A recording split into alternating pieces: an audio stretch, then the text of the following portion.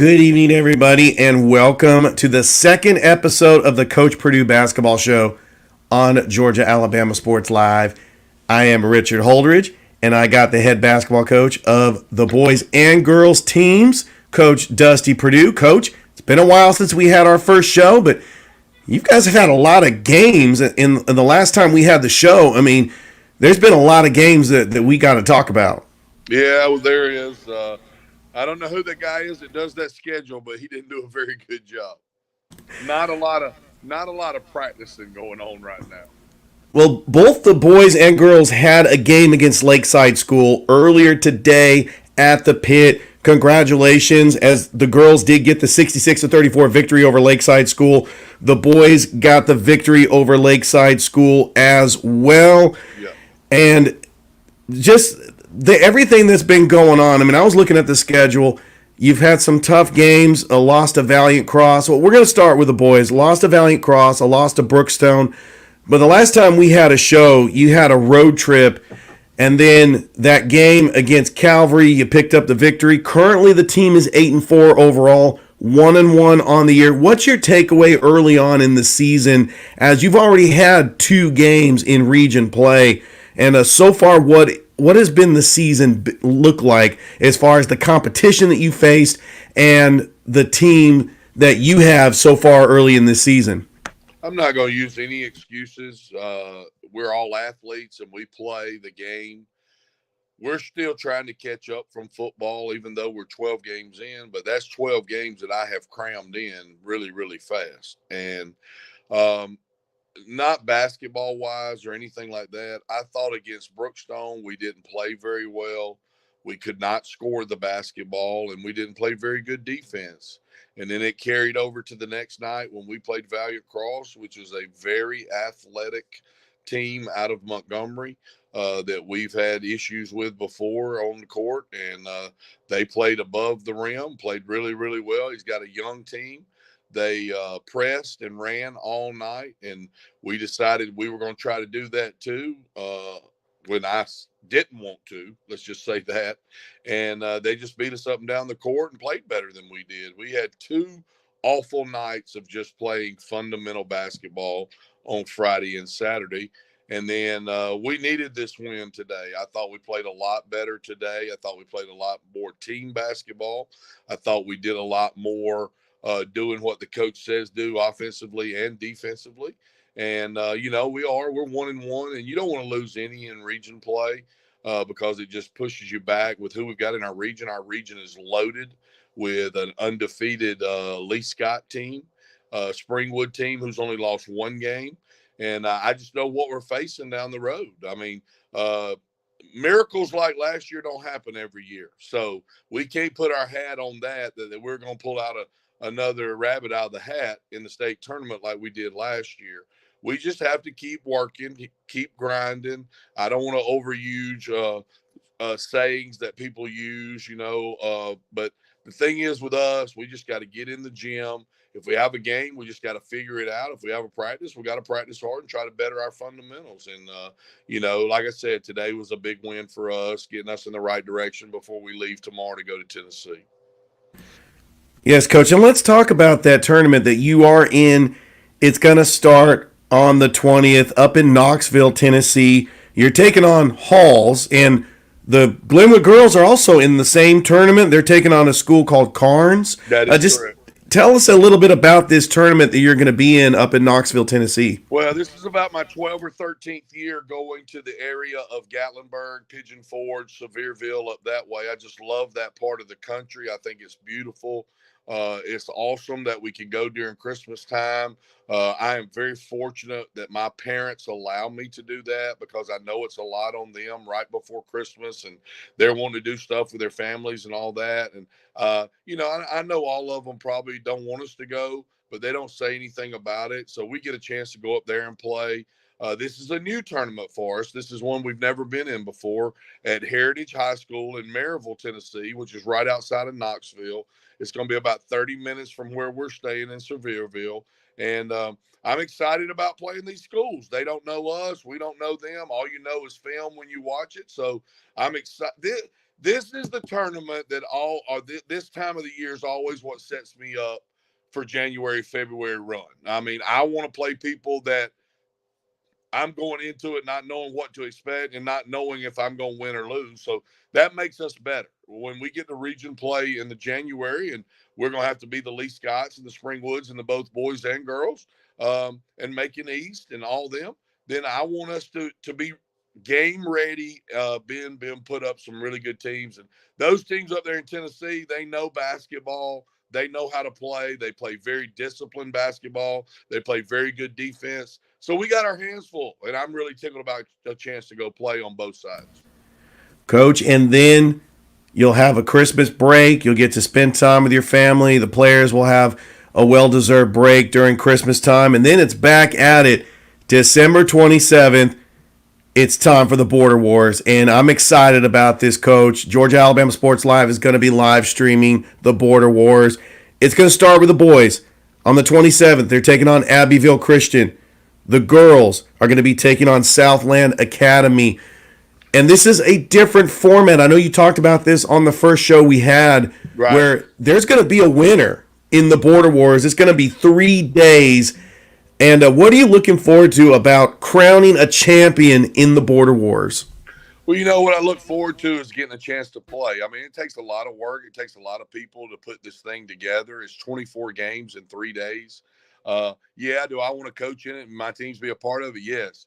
But what I'm looking at is I'm going to get to sit and watch some really, really good high school basketball, something that I love, um, and just love being a part of, loving to watch people get better. And hey, let me throw some games out there to you real fast. I got it right here in front of me. Sure. I'll go with the boys' side first. Lee Scott Deerfield already played one time this year. 2-point game at the buzzer at Lee Scott. So Deerfield's coming in here wanting to get a little revenge. That's game number 1. Then you got a Tauga Academy who has 2 unbelievable guards that are quick as lightning against Calvary, who has TJ Benson, who's quick as lightning. I'm excited about that game. I am the tournament coordinator, so I got to set these games up. So understand that. And then you got us in Abbeville. We went to Abbeville earlier in the year, pulled out a big win down there. So they're looking for some redemption when they come here. And then down at the bottom, Edgewood and Southland. I'm tickled about all 4 of those games and which way they will go. Will they go to the winners bracket? Will they go to the consolation bracket? Anything before I go to the girls you want to say about those games that you know of right now? Well, all of us in Columbus are hoping for a Glenwood Calvary championship. I mean, that would be just a dream scenario. But that Lee Scott team is tough. Like you talked about, they're undefeated. It's going to be exciting. I'm really looking forward to seeing Glenwood and Calvary Christian represent the Tri-City area well, and I know it's going to be a lot of fun on the boys' side. Right. Go to the girls' side. We got Lee Scott versus Atauga, first game for girls. Right now, we only have 7 teams in the girls. So Abbeville right now would get a bye if I can't find somebody between now and then. I'm still working on that, so don't give up on me. And then Glenwood versus Southland in game number 3 of the first day of the girls. And then Edgewood versus Calvary. Now, let me tell you a little about the Edgewood Calvary game. Edgewood, defending 2A state champion, okay? They lost to us at the beginning of the year this year. We caught them first game of the year and played really, really well. And they've lost one more since then. They're 12-2. As you know, Calvary beat us at Calvary, but we beat Calvary the other night over here, played really, really well. I'm excited about watching who I consider one of the best players in the state, Lindsey Brown. She signed a volleyball scholarship to go to Alabama. I'm excited about watching her play against the 2 Calvary girls. You'll have Michaela Reed and then Lily. I can't remember Lily Miller. Lily Miller. I'm excited about that game. 6:00, game number 7 on day 1. So, hey, Border Wars is coming. I'm really excited about it. I can't wait. We welcome everybody from both sides of the river. Let me throw this out there right now. We got 2 major sponsors for this Border Wars. We have some smaller sponsors, but we got 2 major sponsors, which is Glenn Smith Chevrolet out of Opelika. Tickled about having them as one of our major sponsors, and Johnstone Industries, who does heating and air. I'm excited about those 2 people stepping up and helping us out with money as far as helping pay the officials, because it is not cheap to do 24 games in 3 days. and we are excited about it. And we are going to live stream some of the games on Georgia Alabama Sports Live. I don't think we'll be able to live stream all of the games. A lot of those teams are outside of the Tri-City area, but we're going to make sure to get Glenwood, Calvary Christian, maybe a Lee Scott game in there. Right. I know Southland Academy's in Americus. It's kind of on the outskirts of the Chattahoochee Valley. We're really excited. And it's usually half of the teams that are in the region. Glenwood is going to be in the region with Lee Scott, obviously.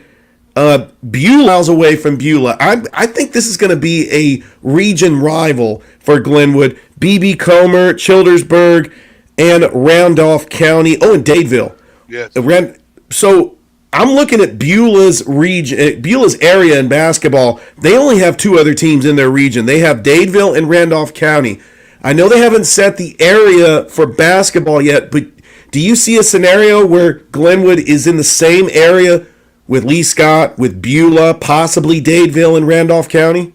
Well, I'm going to go ahead and help you out because what we can feed off of this is volleyball. Volleyball's already out. Okay. Oh, that's right. So I'm looking at the areas for volleyball, and it looks like it's going to be Beulah, Glenwood, Lee Scott, and Dadeville in the area. So it looks like we're going to have 4 teams in our area, and the other area is going to be B.B. Comer, Childersburg, and Randolph County. We're thinking that's the way it's going to go in basketball, baseball, and softball.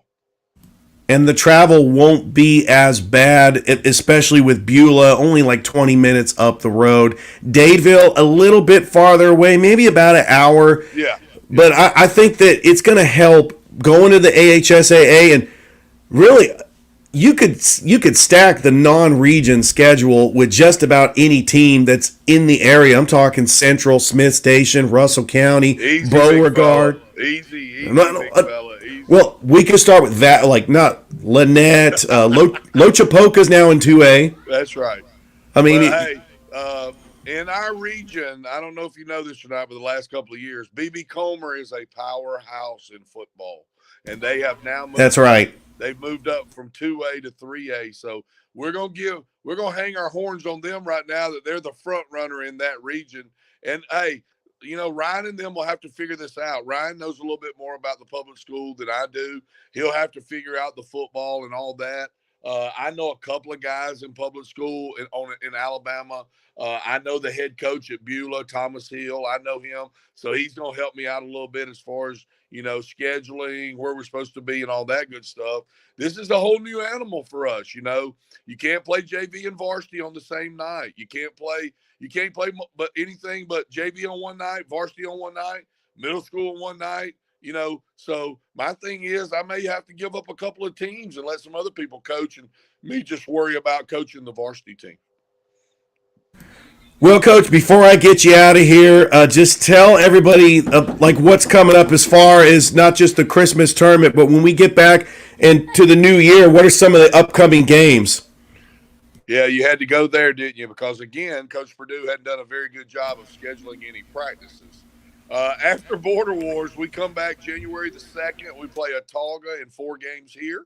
Then we play on the 4th, we play Valiant Cross on the road. Then on the 5th, we play Macon East here, 4 games.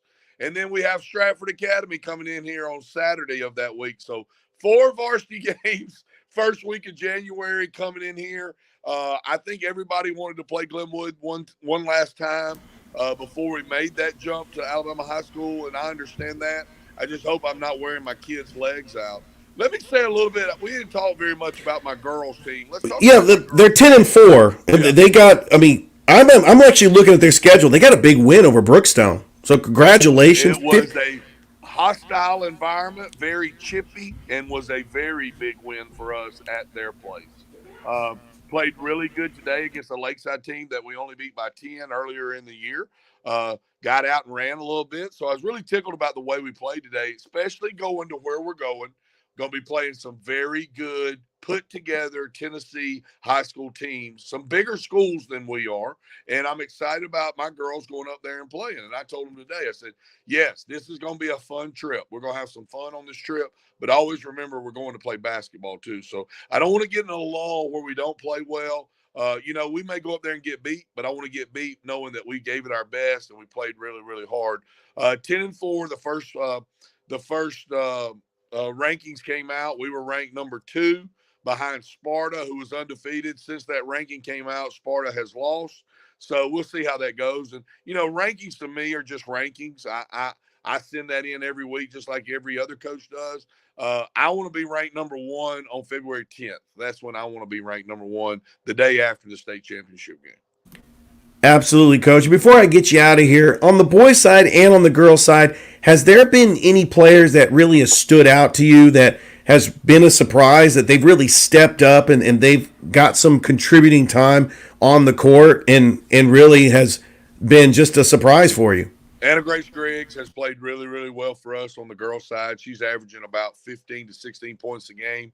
One of the better athletes in the school, has played really, really well. Olivia Slocum has started shooting the ball really, really well. She's a West Georgia signee in softball. Anna Grace is a signee at Northwest Florida in softball. Had some really good play by Tequila Davis and Bobby Taylor Brazil, my 2 post players. They're playing really well together. And my freshman point guard, Hallie Palmore, really proud of her. She's done a really good job, along with Mimi Johnson, who transferred to us from Panama City. On the boys' side, Mason McCrane right now is our go-to guy, 6'6", signed with Auburn, or he committed to Auburn to play baseball.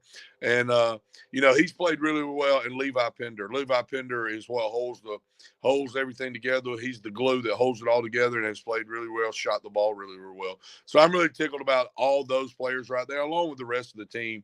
Like I told you, we're still a work in progress on the boys' side. The girls are a little bit more smoothed out, but the boys are a work in progress, and I'm really proud of the way they're working really hard.